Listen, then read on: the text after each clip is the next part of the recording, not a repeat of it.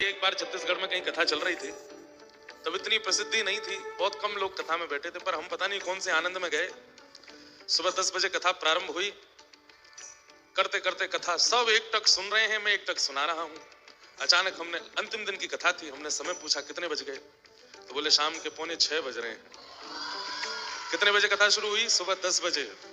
और समय क्या हो रहा था? 5:45। बात ऐसी है कि हम रात्रि प्रसाद पाते हैं, उसके बाद कुछ नहीं पाते।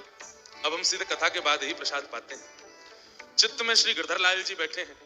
यदि बहुत लंबे समय तक कथा खींचते हैं तो बेचारे उनको भूख लगती है, और वो फिर भीतर से कहें तू तो कथा सुना रहा हो, बाकी सबरे सुनने में भूख लग रही, जल्दी चल। तो इसलिए कथा का समय जो हम फिर भी समय से पूरी नहीं करते। मन में आता है कि चले तो चल देते हैं, मन में आता है बैठे तो बैठ जाते हैं। सुलंक सृष्टे भगवान वचामसे में, ये मैं नहीं बोलता हूं। हम व्यासपीठ को प्रणाम करते ही कहते हैं कि हे नाथ मेरी वाणी में बैठिए, और जो आपको बुलवाना हो बुलवाओ। अब जब तक ठाकुर जी बुलवाना चाहते हैं बुलवाते हैं, जब मन नहीं होता ठाकुर जी का तो विश्राम हो जाती है।